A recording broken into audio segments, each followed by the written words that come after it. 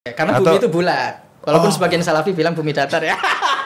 Fatwa Syekh. Mungkin nggak banyak yang tahu ya bahwa di Singapura itu selama COVID siswa-siswa masih sekolah tatap muka.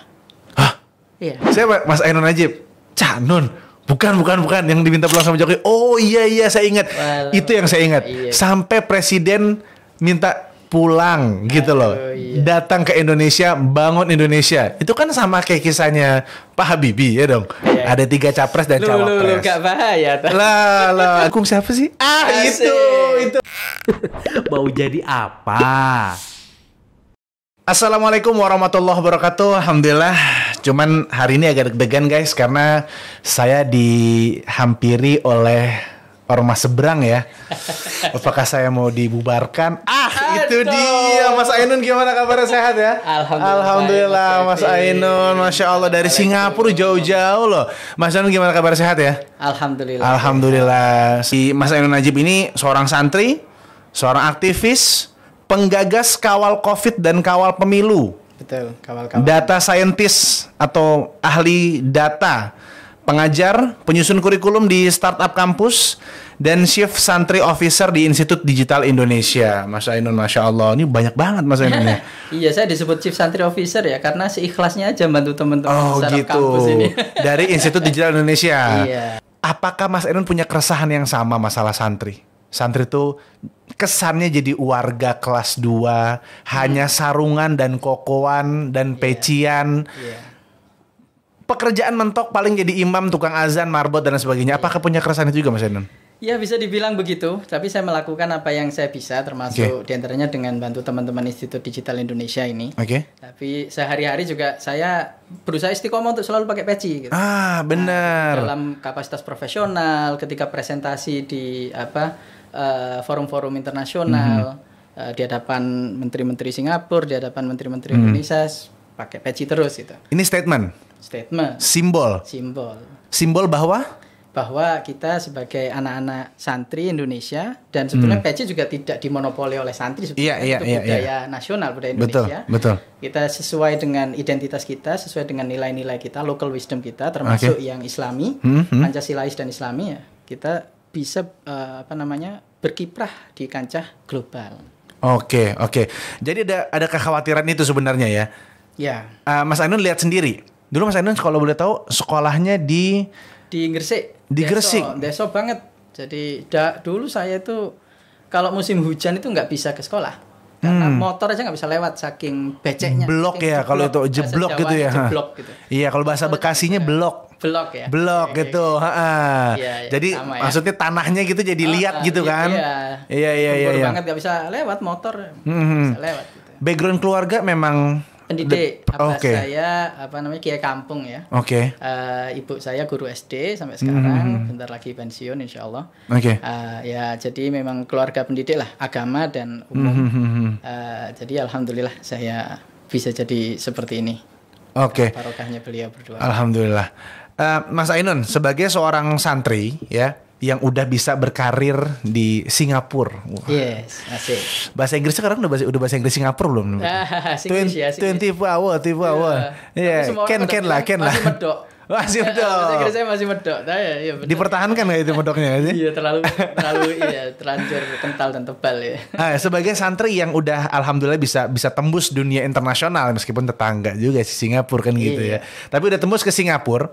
Sebenarnya apa yang Mas Ainun lihat dari santri ini ternyata bisa ke arah sini, sebenarnya dari arah mana tuh? Atau peluang ide muncul pertama dari mana? Opportunity itu pasti ya, jadi pintu perlu terbuka. Tapi pintu itu kan bisa kita cari. Betul. Ya, when there is a will, there is a way. Gitu ya. Jadi pintu-pintu akan terbuka ketika kita ikhtiar dan berdoa. Oke. Nah, tapi mulai ikhtiar dan mulai berdoa itu kan ketika kita tahu bahwa ada mimpi di situ, kita bisa punya ide gitu, kepikir. Nah ini yang penting, dan mungkin sebagian teman-teman santri di era saya terutama ya, itu nggak terfikir untuk misalnya masuk ke teknologi atau ke kancah global gitu. Nah sekarang dengan era informasi ini mudah-mudahan terbuka gitu. Karena saya ingat betul ketika saya dari Deso, terus akhirnya bisa masuk ke SMA 5 Surabaya. Saya ingat betul pertama kali masuk ke gerbangnya itu saya lihat spanduk tulisannya "Selamat datang kembali Mas Dedi Nurzaman dari International Mathematical Olympiad." Oke. Nah itu melihat itu saya langsung terinspirasi. Oh ada ya Olimpiade Matematika Internasional. Saya mesti ke sana. Saya mesti bisa lolos ke sana. Dan alhamdulillah kelas 2 SMA 2 tahun kemudian saya mewakili Indonesia ke sana ke International Mathematical Olympiad. Di Glasgow waktu itu Scotland. Scotland. Iya. Kelas 2 SMA Scotland. Kelas 2 SMA. Tapi poinnya adalah kalau saya nggak tahu, kalau saya tidak terinspirasi, saya tidak akan mencari jalan. Iya. When there is a will, there is a way. Tapi will-nya terwujud atau enggak? Nah itu dari inspirasi, dari ide. Nah, disitulah pentingnya kita menginspirasi teman-teman santri bahwa bisa loh berkontribusi dan menjadi pakar teknologi. Dan ini eranya era teknologi, terutama teknologi digital. Maka ayo let's seize it gitu. Oke, tapi mungkin orang berpikir itu mah bagi orang yang suka teknologi aja, bagi orang yang suka ya. Mas Ainun kan mungkin tadi ada Olimpiade Matematika. Mungkin kalau saya di posisi Mas Ainun, selamat datang juara matematika. Itu mah dia. Gitu kan gitu kalau orang-orang, apalagi kan Gen Z sekarang kan kayak gitu kan. Terlalu self confidence-nya kan kuat banget nih Mas Ainun. Maksudnya gimana? Apakah itu menjadi sebuah apa bahasanya ya? Plan B mungkin sebuah skill yang harus sebenarnya ada nih di tiap orang gitu atau gimana? Iya, ini jadi kayak pertanyaan kalau bukan kita siapa lagi versus kalau orang lain bisa kenapa kita? Betul itu mah dia, saya mah keahliannya bukan di situ misalnya kayak gitu. Ya pada akhirnya semua orang memang punya minat dan bakat masing-masing dan itu yang harus ditemukan. Nah namun spesifik teknologi dan terutama teknologi digital itu akan menjadi literasi berikutnya. Sudah ada istilah literasi digital kan? Apa maknanya literasi?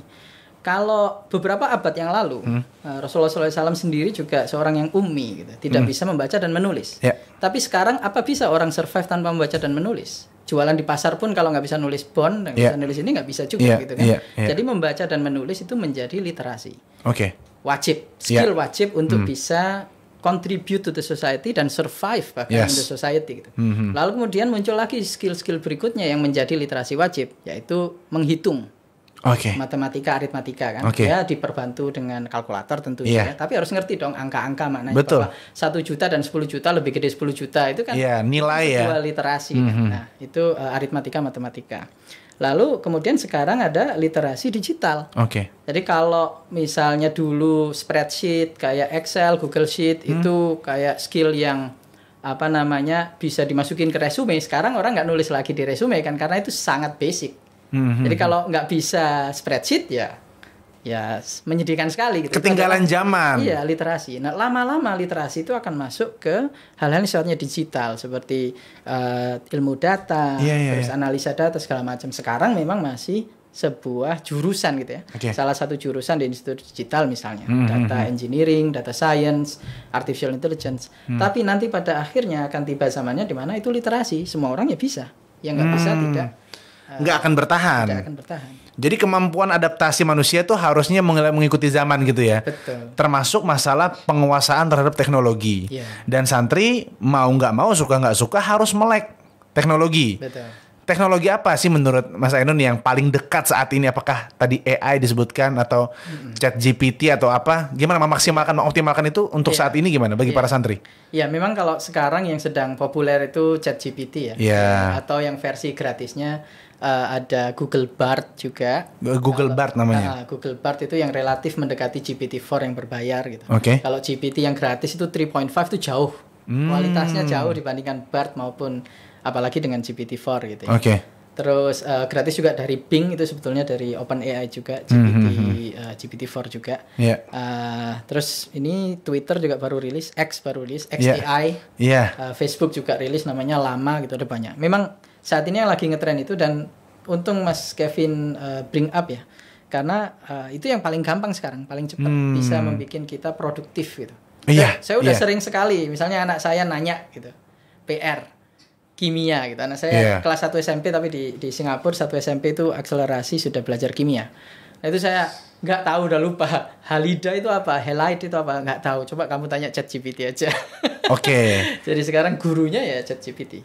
Terus ketika perlu mendesain apapun gitu misalnya kita gunakan AI. Jadi itu salah satu satu skill yang langsung bisa dipakai. Tapi alangkah bagusnya kalau kita belajar skill gimana caranya bikin AI. Oh, jadi bukan maker. hanya pakai. Iya. Iya. Daripada cuma jadi sekedar konsumen, tapi kita jadi produsen juga gitu ya. Jadi makernya gitu ya, jadi pembuatnya. Disitulah ilmu data science, ilmu AI dipakai, dan ilmu data engineering juga. Beberapa jurusan yang ada di Institut Digital Indonesia. Oke, kalau nanti santri menjawab Mas Ainun kayak Gus gitu, gue manggilnya Gus boleh ya berarti kan? Ya kan, Gus karena kan orang Jawa Timur, dan kalau Gus itu istilahnya berarti bapaknya seorang kiai gitu ya. Boleh. Gus gitu, atau Pak Guru, atau Ca, atau Mas Ainun. Kami ini para santri menghafal Quran, wala menghafal hadis, menghafal mutun, menghafal mufrodat. Udah banyak hafalan ini. Kapan bisa belajarin dan apa nampung otak kita nih? Gimana Mas Ainun? Oh ya, pada akhirnya memang harus disempatkan ya. Dan apakah ini menjadi skill set yang difokuskan untuk fit dunia hasanah atau sekaligus dua-duanya, akhirah hasanah juga gitu kan.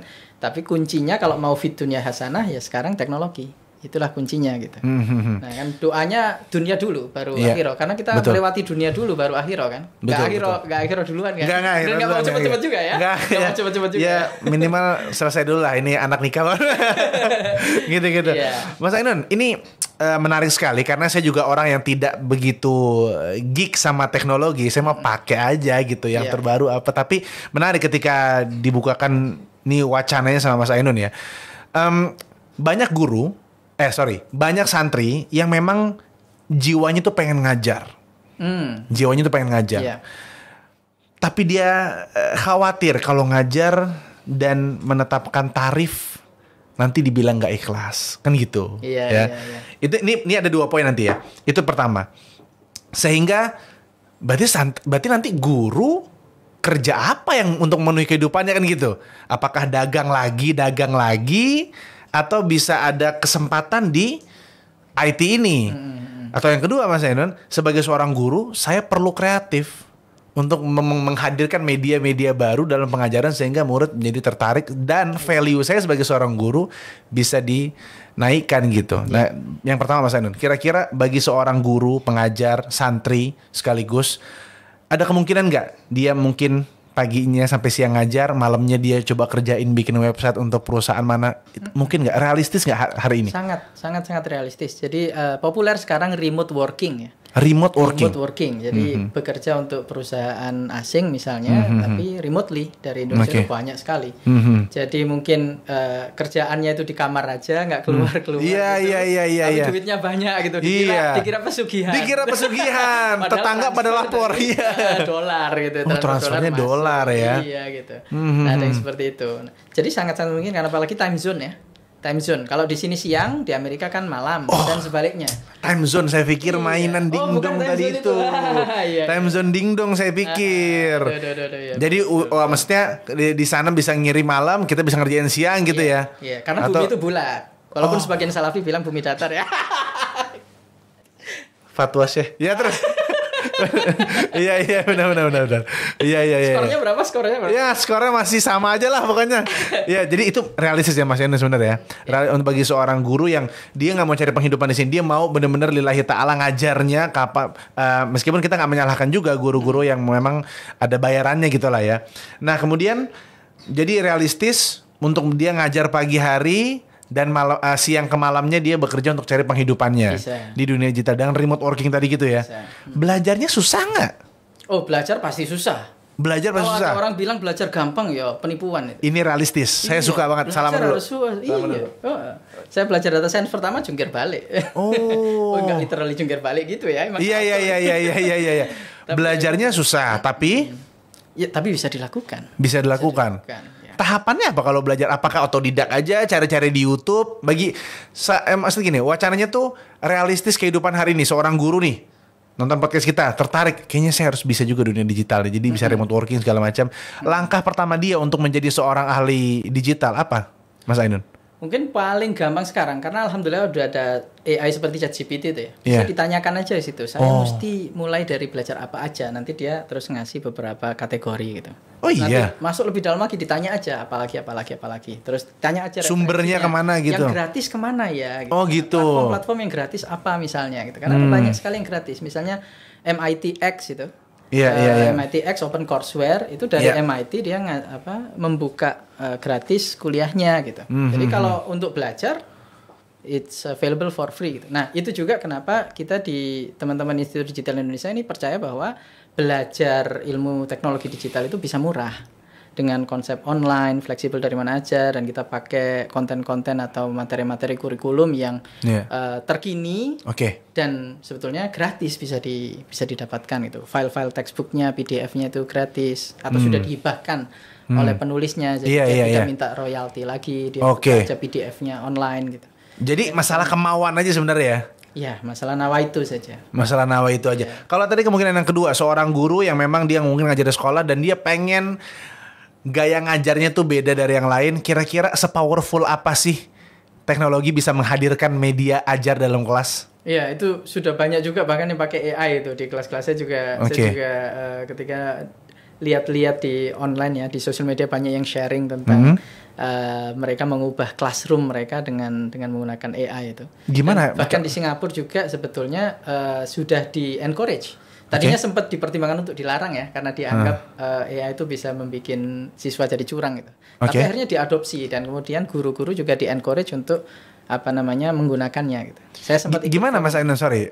Maksudnya ngajar pakai AI itu gimana? Ya, misalnya ketika menyiapkan materi gitu ya. Oh, kurikulumnya ini. Bagaimana cara mengajarkan yang baik? Apa aja referensi yang terbaru dan seterusnya. Nanti mungkin dikasih video YouTube atau dari yang kurikulum yang tersedia online secara free gitu. Itu bisa langsung dipakai. Ya, tapi tetap yang tutornya si teachernya dong berarti kan? Ya, tetap butuh sosok gurunya berarti kan? Exactly, karena memang delivery pendidikan itu memang harus person to person. Karena kan dari hati ke hati sebetulnya pendidikan itu. Kalau sampai namanya ngayal aja dulu ya Mas Ainan ya. Ada menghadirkan hologram berdiri di sini. Misalnya ada hologram Bung Karno di sini berdiri. Ini Bung Karno begini-gini. Itu kan yang digambarkan oleh film-film dan mimpi-mimpi ilmuwan lah, akan ada teknologi hologram. Itu mungkin terjadi nggak untuk saat-saat ini?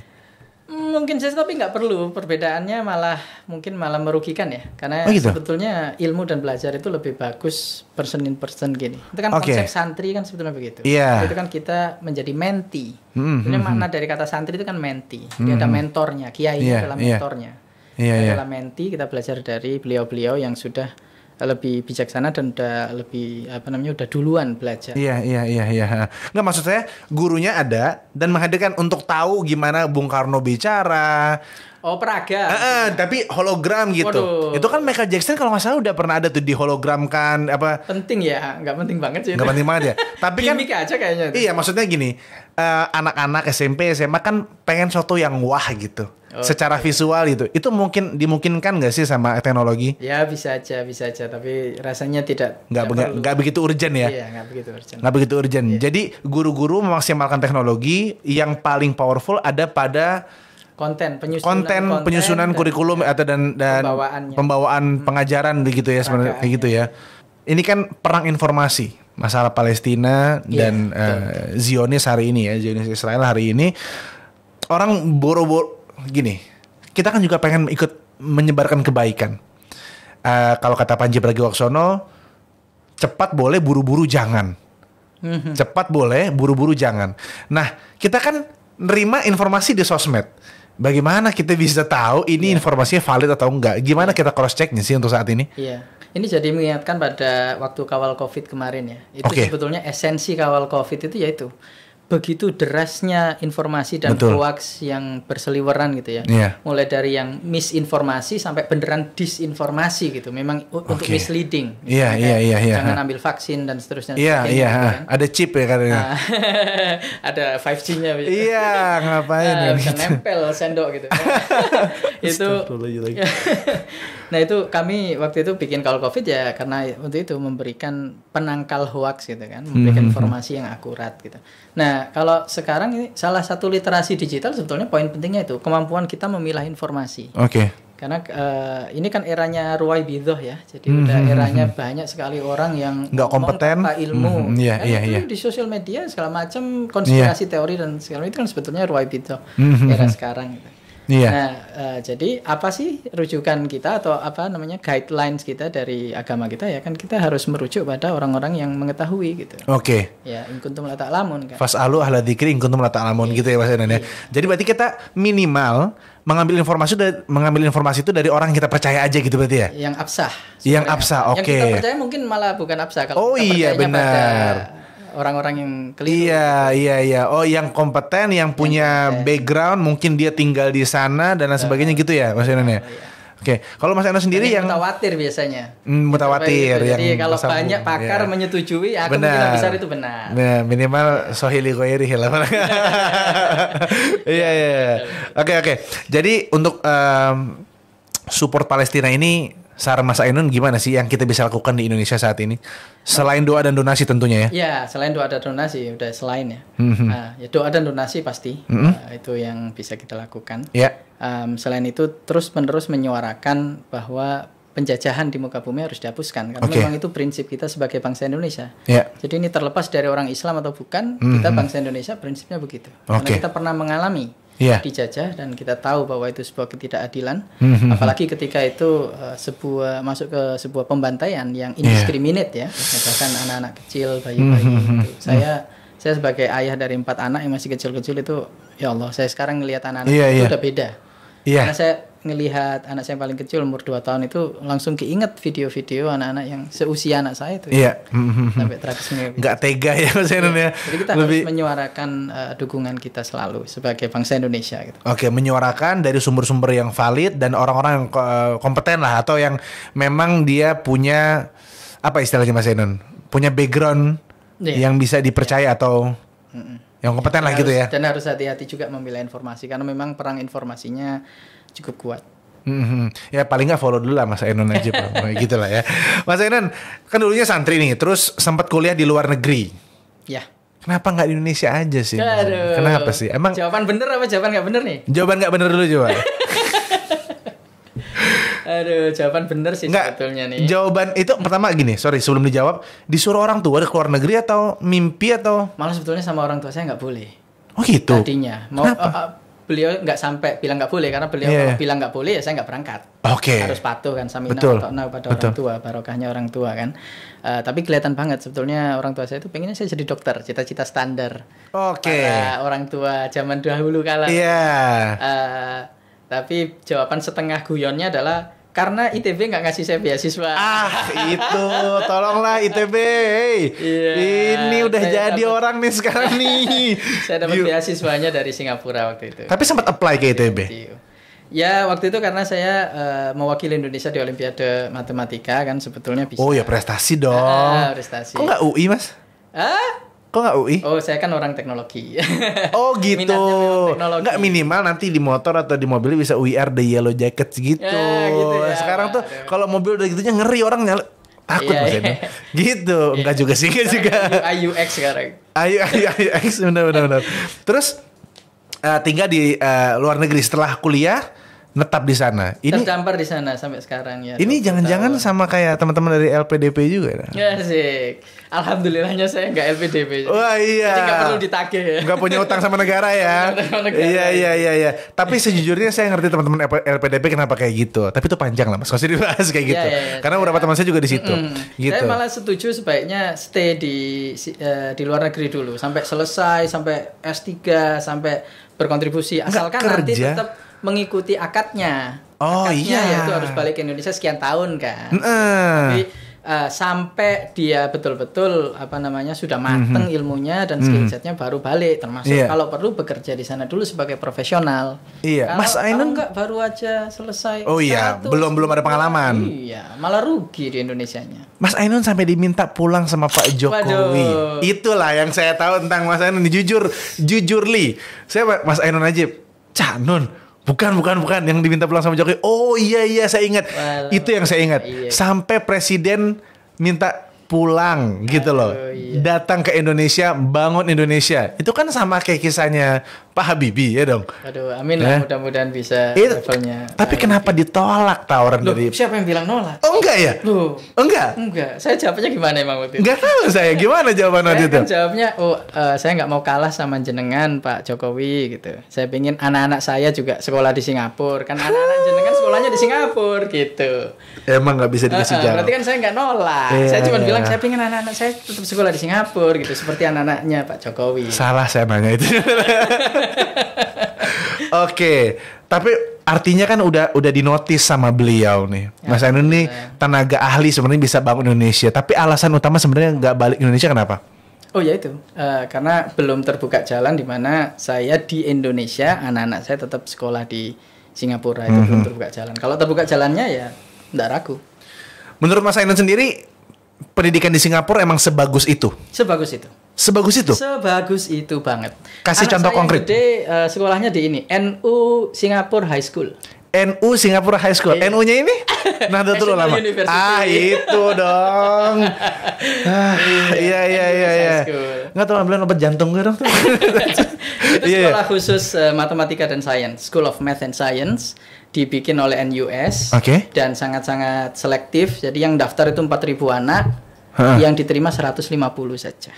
Oh, yang daftar? 4.000. 4.000 yang diterima? 150. Saya kalau daftar sana Mas Ainun nggak bakal boleh daftar sana. Ngisi form juga. Alhamdulillah. Anak saya juga dalam sejarahnya Singapura itu anak madrasah pertama. Jadi dia SD-nya atau MI-nya di madrasah Irsyad Zuhri. Di Singapura. Di Singapura. Itu anak madrasah pertama yang masuk ke sekolah ini. Ini memang sekolah top.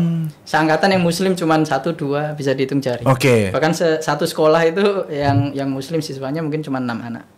Ya, jadi selangka itu dan itu anak pertama. Anak pertama saya. Anak kedua? Anak kedua masih di madrasah Irsyad Zuhri. Kelas 5 sekarang. Tahun depan insya Allah ujian akhir. Di sana masih ada ujian nasional, di Indonesia nggak ada ya. Jadi bingung ya standarisasi, zonasi, terus raport di kurikulum merdeka kita. Kurikulum merdeka apa Nadim siapa?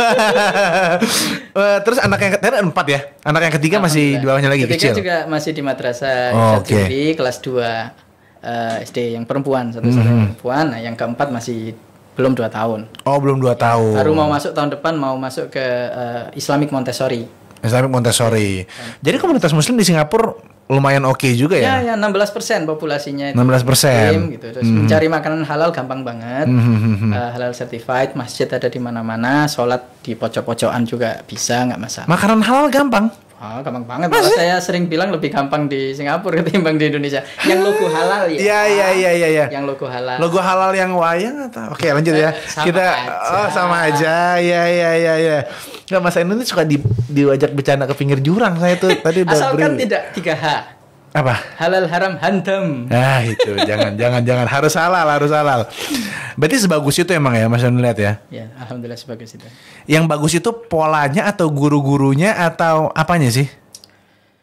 Kalau belak-belakan ya, pada akhirnya pendidikan itu kan berbiaya. Iya. Dan di sana itu disubsidi. Disubsidi. Di sini juga loh. Di sana misalnya per bulan per anak itu konon untuk tingkat SD itu $1.000 sebetulnya per bulan per anak. Ongkosnya berarti kan 10 juta. Itu ongkos pendidikan secara umum total.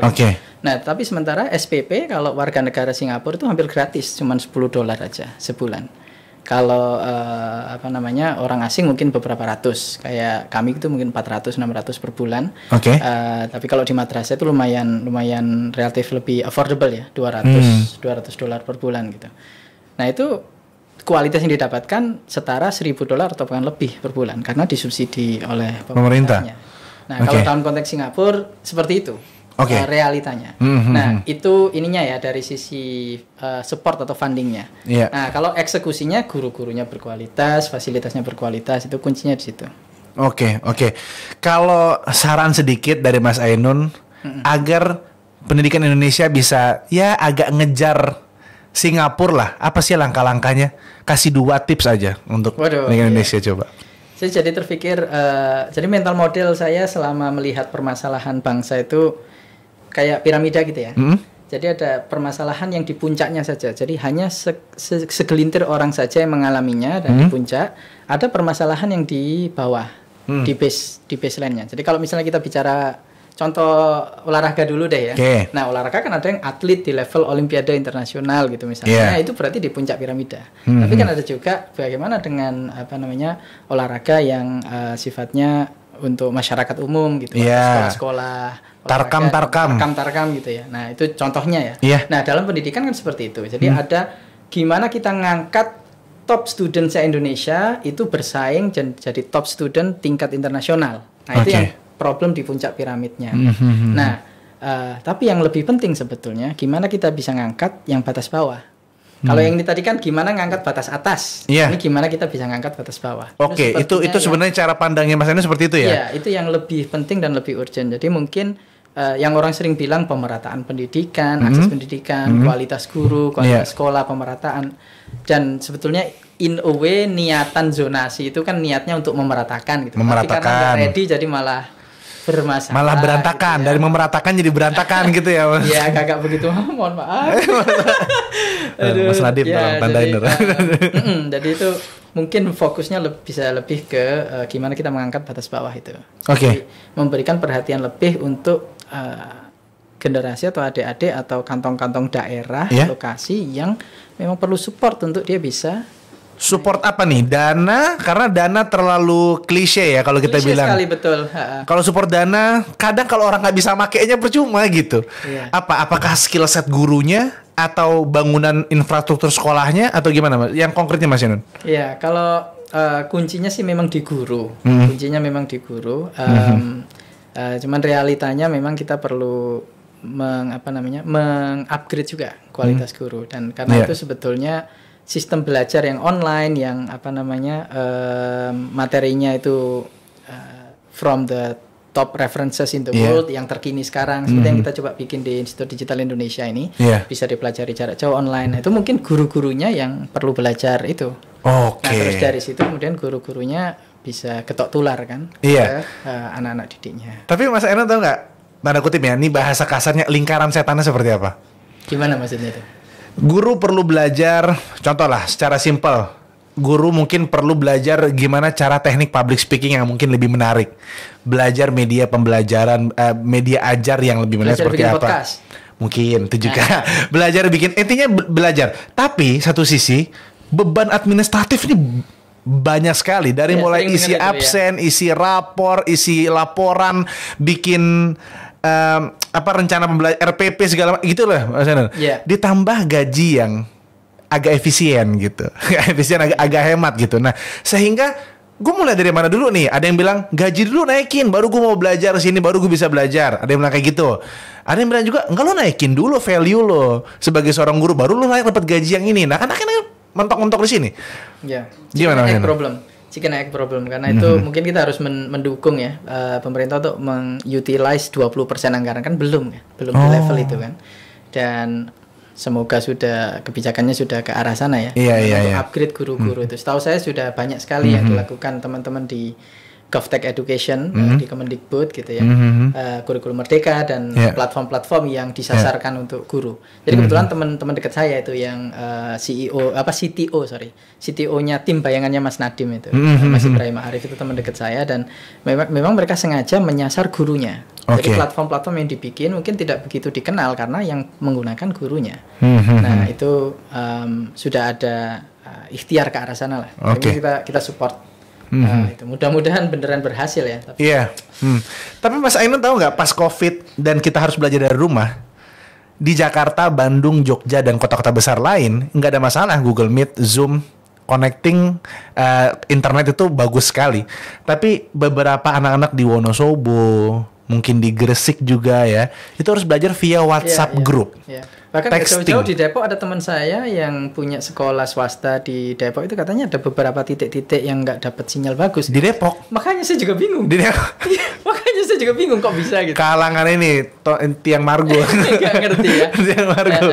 Iya. Nah itu pada akhirnya kan selama 2 tahun kita COVID, itu kan akhirnya nggak maksimal pembelajaran. Itu jadi ada gap gitu nggak sih? Itu learning loss itu well known fenomena sekarang. Jadi generasi sekolah era COVID itu memang ada learning loss. Maksudnya tidak seefektif ketika sekolahnya tatap muka. Gitu, emang realnya begitu.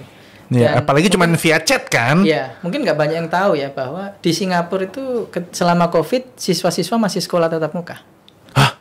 Iya, jadi anak-anak itu learning from home itu hanya sekitar mungkin di total 3 bulanan saja.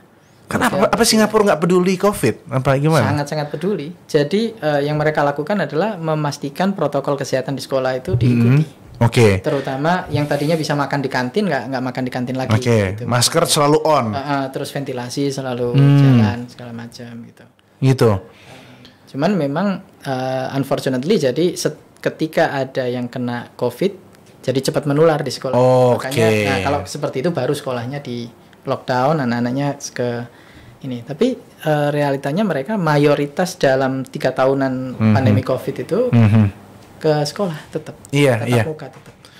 Karena di Indonesia ini agak dalam sebentar ya, guys. Sebentar nih soalnya ini agak sedikit curhat karena nggak cuma muridnya yang kaget, guru-gurunya juga kaget. Yeah. Karena dia bikin absen harus dari Google Classroom. Dia sebagian guru-guru senior yang udah usia senja nggak ngerti cara bikin link Zoom, link Google Meet seperti apa. Kalaupun ngerti, kadang-kadang kameranya terlalu ke atas, mikrofon belum dinyalain, udah ngomong panjang lebar, sehingga hal-hal teknis seperti itu mungkin yang Mas Ainun ingin cegah di kemudian hari agar nggak datang lagi. Betul. Makanya ada Institut tadi kan? Digital Indonesia ini. Bahwa itu akan jadi literasi. Oke, iya, karena kita sudah ada sebuah jurusan di Institut Digital Indonesia. Iya. Dan itu menjadi ikhtiar kita bersama ya, bareng-bareng kita support. Seikhlasnya Chief Santri Officer, ya maksudnya saya ikhlas-ikhlas aja di sini. Kan tadi ya, karena, kalau santri biasanya gitu kan ya. Iya. Ya, dan apa namanya? Ya ini ikhtiar kita. Sekarang jurusan, tapi pada akhirnya itu nanti akan jadi literasi. Ini udah mulai kejadian kan. Setting up Zoom, Google Meet dan seterusnya. Itu literasi tiba-tiba mendadak. Itu adalah literasi. Kalau nggak bisa serap, nggak bisa jalan. Iya, paham banget. Mas Ainun dulu kan harus cari beasiswa di luar negeri nih, ya kan? Sekarang udah ada Institut Digital Indonesia yang menawarkan beasiswa nih. Kok Mas Ainun baik-baik banget sih? Jangan baik-baik. Jangan kasih bayaran dikit lah, dengan mengikuti tryout untuk santri. Nah, sebelum itu Mas Ainun, sebelum kita masuk ke tryout dan beasiswa yang orang-orang banyak tanya-tanya, kadang orang gitu kan, sekolah Islam mahal, soal ini beasiswa dong. Giliran Anda juga tidak mampu mengikuti beasiswa itu gitu. Kadang-kadang kayak gitu, pengen dimurahin tapi pas dikasih syarat harus, misalnya kalau di pesantren ya, harus hafal sekian juz. Susah. Anda gimana dong kan? Apa yang jadi ini? Nah, kalau Mas Ainun sendiri mencari kira-kira satu kalimat yang menggambarkan Institut Digital Indonesia. Satu kalimat. Ya. Apa ya? Tempat untuk kita bersama-sama membangun generasi digital yang berlandaskan etika, Pancasila dan agama. Masya Allah. Satu tempat di mana kita sama-sama membangun generasi digital yang berasaskan dan beretika Pancasila dan agama. Masya Allah. Itu ya. Jadi teman-teman semua ini nantinya nih kalau brosur mau dilihat ya, ini tampak depannya, tampak belakang ini. Wih, nah ini yang penting nih. Ini tuh. Ini yang penting ini. Makanya ini. Iya. Ayo ikut tryout Akbar. Ya, jadi nanti ada tryout ya. Ada linknya. Ya. Tryoutnya .ly _santri_id digital. Alah, wes dilihat bit.ly bit.ly/to. Ini adalah nanti di sini ada. Sini juga editor pusing. Jadi ini adalah sebenarnya visinya Mas Ainun ke depan untuk sama-sama mengajak anak Indonesia nggak usah lagi repot-repot belajar teknologi ke luar negeri. Sekarang dalam rumah sendiri sudah ada gitu ya Mas Ainun ya? Salah satunya kita membuka banyak jalan. Tetap juga bisa otodidak juga tentunya ya, tapi ini adalah salah satu jalan yang kita ikhtiarkan untuk membentuk generasi digital. Oke. Kalau masalah kurikulum dan progresnya, apakah sama kayak kampus pada umumnya semester 1, semester 2? Mukorornya gimana sih? Ini salah satu yang kita usahakan itu lulusnya bisa cepat. Jadi ini agak dipadatkan. Jadi saya waktu itu ikut saya masih in progress juga, saya mereview kurikulumnya dan memperbaiki terus, mendetailkan. Nah itu prinsip yang saya lakukan harus yang up to date, yang relevan dengan dunia real, dunia kerja, dunia industri gitu ya, yang terkini. Terus yang nggak penting-penting kita hapus, kita hilangkan gitu. Yang esensial saja lah. Karena yang penting yang kalau dipelajari betul-betul maka dia udah siap. Nah, mungkin kata siap kerja itu klise banget ya, tapi salah satu prinsip yang melandasi cara kami menyusun dan mereview kurikulum di Institut Digital Indonesia. Siap kerja atau siap berkarya? Siap berkarya lebih baik ya. Siap berkarya lebih baik, meskipun kita nggak mesti jadi golongan karya gitu kan. itu maksudnya. Iya. Jadi kalau jurusan-jurusannya ada apa aja Mas Ainun? Ya, ada ilmu data, ada bisnis digital, ada desain komunikasi visual dan ilmu komputer. Ilmu data. Ya, ilmu. Menarik nih. Ilmu data ini kadang-kadang suka dibingungkan oleh mahasiswa tingkat akhir. Saya pribadi di kampus saya yang mungkin teman-teman sudah tahu ya, kadang-kadang tuh mungkin kayaknya diajarin, cuman saya nggak ngeh gimana gitu pengolahan data segala macam seperti apa di statistik gitu ya. Saya tidak tahu apa itu statistik. Pas udah skripsi itu tiba-tiba keluar tuh istilah-istilah XY-nya untuk baca skripsi. grafik. Iya. Kemudian kuantitatif, kualitatif. Iya. Jujur Mas Ainun, saya belum pernah menemukan orang yang bisa menjelaskan secara komprehensif bedanya kualitatif sama kuantitatif. Iya. Kira-kira apa sih Mas Ainun? Sebentar. Seingatnya Mas Kevin, pertama kali banget belajar ilmu data yang paling basic. Jadi kayak baca grafik dan sebagainya. Itu kapan? Pas di kampus. Di kampus ya? Di kampus saya. Saya kelas 3 SD sudah belajar. Kurikulum di Singapura seperti itu. Jadi kelas 3 SD sudah belajar membaca grafik. Membaca grafik berarti grafiknya begini kan, grafik itu kan gambar yang jarum-jarum gitu kan? Ya, dan bar chart juga. Ya, pie chart gitu-gitu kan. Pertanyaannya sederhana, mana yang median, mana yang maksimum kayak gitu. Terus apakah ini terjadi peningkatan? Nah, jadi karena anak kelas 3 kan. Tapi sudah diajari sejak dini untuk melek data. Nah, memang makin lama makin advance. Jadi mungkin Mas Kevin diminta untuk melakukan analisa kualitatif, kuantitatif, terus kemudian datanya harus dikumpulkan. Terus kalau itu misalnya time series maka harus melakukan time series analysis, kayak gitu kan. Memang jadi lebih advance. Iya, jadi prosesnya sebenarnya untuk analisa data ini nggak sebentar ya? Nggak sebentar ya, prosesnya ilmunya ya makanya itu kan satu bidang ilmu tersendiri, ilmu data. Tapi juga menjadi literasi. Jadi ada komponen-komponennya yang semua orang semestinya paham. Dan itu juga penting, esensial untuk salah satu poinnya tadi, gimana mengolah informasi sehingga kita tidak tertipu hoax dan sebagainya. Betul. Salah satu cara berbohong itu menggunakan data yang dimanipulasi juga kan. Datanya, visualisasinya dibikin sedemikian hingga terkesan bagus padahal hoax, padahal bikin misleading gitu ya. Membaca data. Menurut Mas Ainun berapa persen lulusan S1 Indonesia yang sebenarnya nggak bisa baca data? Wah, saya nggak tahu. Saya nggak tahu. Tapi mungkin sebelum asumsi. Sebelum berapa persen lulusan S1 itu statistika yang kemarin saya lihat sama teman-teman, kita ada program ke MIT. Saya baru balik dari sana 2 minggu lalu. Itu ternyata hanya 6% populasi kita yang sekolah sampai kuliah. Ke atasnya gitu. Itu yang bisa terukur ya. Nah, itu yang kuliah tuh. Nah, pertanyaannya tadi kan dari yang kuliah itu berapa yang melek data? Itu kan berarti lebih kecil lagi. Kecil lagi, benar. Belum lagi yang stunting ya, benar. Ya, mudah-mudahan bonus demografi betul-betul menjadi bonus demografi. Bonus ya, bukan beban demografi. Salah satunya ya stunting dan lain-lain sebagainya. Jadi tadi ada ilmu data, ada bisnis digital, desain komunikasi visual dan ilmu komputer. Desain komunikasi visual itu jadi ilustrator gitu ya? Ya, desain apa namanya? Ya, desain. Bukan ilmu saya, jadi saya juga kurang paham. Oke. Saya tidak tahu itu. Mas Ainun ini juga aktif di sosial media, terutama di X sekarang ya, namanya Twitter ya kan. Kontroversinya mohon maaf. Iya, saya suka nyari yang rame-rame nih ya. Masih belajar, tolong jangan dirujak. Emang ajarin dong sepuh gitu sekarang Mas Ainun. Gitu. Tapi TikTok main juga? TikTok belum. Belum siap joget-jogetnya soalnya. Tapi mungkin di Twitter atau di X itu lebih tahu cara mainnya karena tulisan ya. Iya, karena sebetulnya Twitter atau X itu lebih banyak orang pinternya. Oh iya? Orang pinter apa? Tanda kutip? Apa pinter beneran, ya, yang sharing ide-ide mereka, pemikiran mereka. Gitu. Kalau di Instagram? Itu lebih banyak orang pamer ya. Itu orang dia. narsis. Saya sebagai influencer Instagram agak-agak. Oke. Nah, ini sedikit ya. Kan Mas Ainun juga bikin kawal pemilu. Dulu kawal COVID, kawal pemilu. Sebenarnya yang dikawal nih apanya sih Mas Ainun? Kawal Indonesia. Emang ada Tapi jangan bikin partai kawal Indonesia. Jangan. Nanti kontroversi singkatannya. Jangan. Jangan kontroversial singkatannya. Mas Ainun ada ambisi jadi menteri juga atau?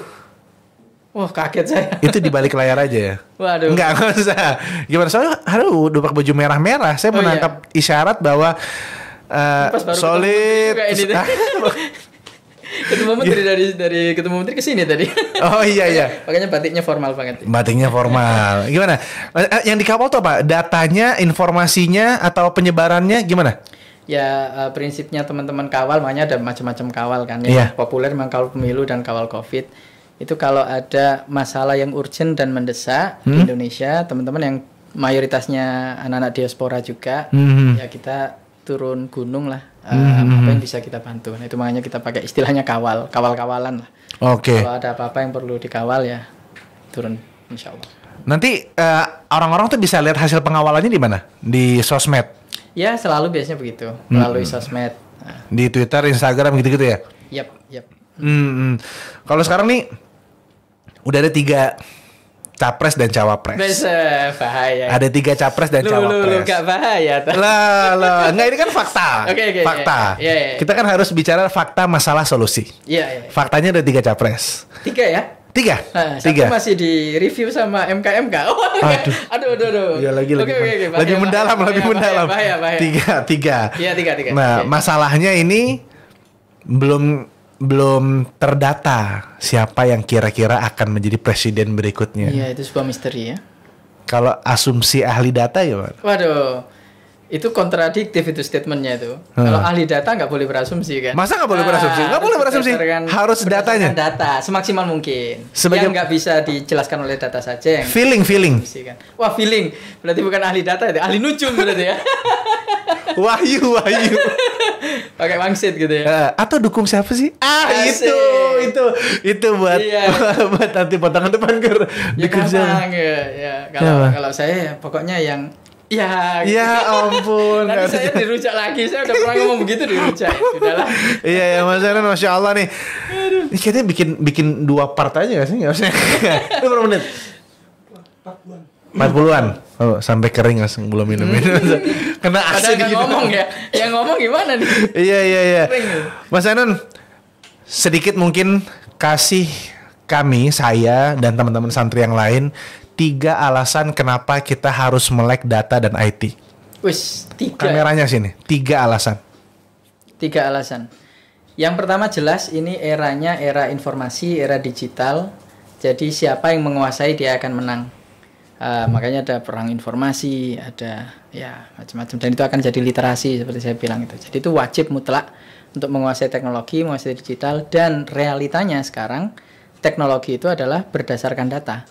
Jadi kalau kita sekarang lihat teknologi terkini adalah AI ya, ChatGPT, itu sudah dibuktikan risetnya. Saya baru baca dari seorang pinter di Twitter tadi pagi ini. Beneran pinter nih? Beneran pinter. Oke. Bahwa Google sudah merilis paper yang menyimpulkan bahwa secanggih-canggihnya AI, dia tidak bisa mengeneralize di luar dataset yang dia baca. Ya. Nah, jadi balik lagi, yang penting itu data, yang penting itu ilmu data.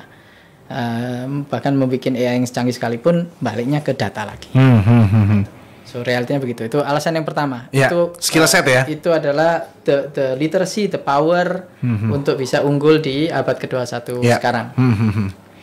Harus 3 ya alasannya. Harus 3. Aja nggak cukup ya. Yang ketiga bikin kaget kan gitu kan. Yang ketiga bikin kaget. Mikir dulu apa ya? Yang pertama tadi adalah tentang ini adalah skill set untuk bisa bertahan di abad 21 ini. Thrive and survive. Thrive. Belajar dari pandemi kemarin, semua orang kaget pindah belajarnya di Zoom, di Google Meet, kerjanya juga begitu, nggak semua orang bisa, dan kaget akhirnya. Namanya kaget, orang akan salah sikap kan gitu ya. Maka ini menjadi salah satu skill set yang harus ada kalau Anda masih mau bertahan di abad ini gitu. Kalau nggak, ninggal aja deh gitu. Teknologi digital. Ya, teknologi digital ya. Namanya ilmu data ya. Terutama ilmu data. Yang kedua, berhubungan dengan profesi atau masa depan mungkin? Ya, memang itu oke. Jadi ilmu data seperti yang saya bilang akan menjadi literasi dan itu udah mulai terjadi. Jadi skill set yang Anda harus miliki kalau masuk ke dunia kerja itu salah satunya adalah kemampuan membaca data dan menarik kesimpulan yang benar sehingga Anda bisa mengambil keputusan yang tepat apapun peran Anda di perusahaan atau organisasi pemerintahan sekalipun gitu. Jadi harus melek data untuk tahu keputusan apa yang tepat. Oh, melek data untuk untuk mengambil keputusan yang tepat. Ya. Kalau yang pertama tadi, alasan yang pertama kan kalau Anda menggunakan ilmu data untuk mengolah data itu sendiri, betul. Membuat teknologi seperti AI atau membuat analytics untuk membantu kemajuan perusahaan Anda atau bisnis Anda kalau seorang entrepreneur gitu ya. Nah, yang kedua ini adalah mungkin itu sudah dikerjain, data-datanya udah rapi, udah ada namanya analisanya dan visualisasinya. Nah, gimana Anda bisa mengambil keputusan yang tepat, strategi yang tepat untuk organisasi Anda, pemerintahan atau bisnis Anda atau perusahaan Anda. Nah, itulah juga perlu melek data gitu. Oke. Jadi mungkin bukan Anda yang memproses datanya. Iya. Oh, yang lain aja lah itu tadi ya. Jadi matematika. Kalau bisa orang lain, data bukan bidang saya, orang lain aja. Kalau bisa orang lain kenapa saya? Ini biasanya entrepreneur begitu ya. Iya. Tapi supaya nggak dibohongin kan? Iya, benar. Keputusan dan strategi yang benar nggak dibohongin ya harus melek data. Harus melek data. Yang ketiga untuk santri. Di dunia sekarang tadi ya teknologi dan data itu kunci untuk menguasai dunia dan untuk menguasai apapun. Kalau itu jatuh di tangan orang-orang yang tidak beretika, orang-orang yang hanya memaksimalkan keuntungan, dan kita sudah melihat apa yang terjadi kan. YouTube pernah mengubah algoritmanya menjadi menaikkan keuntungannya 1% dan itu gede, jutaan dolar 1% untuk YouTube. Tapi konsekuensinya apa? Menjadi radikalisasi. Jadi tempat radikalisasi karena algoritmanya sangat menciptakan echo chamber. Hal yang sama terjadi sosial media misalnya Facebook, terus kemudian merusak demokrasi dan bahkan membuat agitasi dan terjadi beberapa misalnya di Burma itu salah satu yang membuat umat Islam di Burma jadi makin didolimi itu karena memang diagitasi atau dipanas-panasi di sosial media. Nah, jadi radikalisasi dan keganasan itu juga difasilitasi oleh teknologi yang didesain oleh orang-orang yang mungkin tidak menggunakan etika. Nah, itulah kenapa santri mesti turun. Karena disitulah kita bisa membuat teknologi yang sesuai dengan etika kita, etika Pancasila dan etika agama. Kalau santri berarti etika agama Islam. Jadi karena adanya peran-peran dari orang-orang yang nggak punya dasar agama Islam sehingga ketika algoritma jadi echo chamber buat teman-teman yang nggak tahu, jelas Mas. Echo chamber itu kan jadi kayak gaung gaung kita sendiri kan. Kita hanya melihat apa-apa yang kita suka gitu ya. Betul. Sehingga jadinya bias. Pemikiran saya aja. Terus jadi makin ini kan. Makin yakin. Makin dalam maksudnya gitu ya. Radikal ini bukan radikal kanan. Ya, radikal ini bukan bikin bom maksudnya kan. Radikal ini maksudnya makin yakin dengan apa, makin dalam ya. Seperti itu. Enggak, takutnya ini dipelintir-pelintir maksudnya. Ntar mau jadi menteri nggak bisa. Bisa. Oke, jadi santri perlu turun tangan di dunia digital untuk memastikan etika dan memagari algoritma agar sesuai dengan etika berpancasila dan etika beragama. Gitu Mas ya. Masya Allah, ini saya jadi pengen kuliah lagi jadi sekarang Mas Hendon. Kita ambil langsung S2 nggak sih S2? Langsung ya. Ini caranya untuk ini tadi Bitly, kemudian ikut tryout-nya. Yes. Tryout-nya online juga kan? Ya online tanggal 11 sampai 14 Desember ya nanti. Oke, 11 sampai 14 Desember ya. Ada juga program beasiswa dan tryout bagi santri, silakan cek poster berikut. Dah, nanti ada di sini ya berarti ya. Di sini ya. Oke. Ya. Terima kasih banyak udah percaya sama kami dari tim Mau Jadi Apa. Ini sebenarnya juga keresahan kalau orang-orang sekarang bilang masuk pesantren mau jadi apa? Mau jadi apa kira-kira Mas? Siap. Kira-kira kalau santri sekarang ditanya mau jadi apa, enaknya jawabnya gimana? Mau jadi orang yang bermanfaat di dunia dan akhirat. Dengan jalan lewat? Melalui teknologi. Mas, terima kasih banyak. Sampai ketemu lagi mudah-mudahan insyaallah lain waktu kita ketemu dalam kondisi yang lebih baik. Sayanya udah makin pintar jadi ngobrolnya makin nyambung nih kita nih gitu ya. Dan mudah-mudahan saya bisa berkunjung juga ke Singapura. tempatnya Mas Ainun, nanti jemput aja di Canggih ya Mas ya. Mas Ainun terima kasih banyak, sampai ketemu lagi. Semoga Allah jaga Mas Ainun. Sama-sama. Semoga Allah jaga teman-teman semua, pegiat-pegiat pendidikan dan yang peduli pada dunia Islam. Assalamualaikum warahmatullahi wabarakatuh. Waalaikumsalam.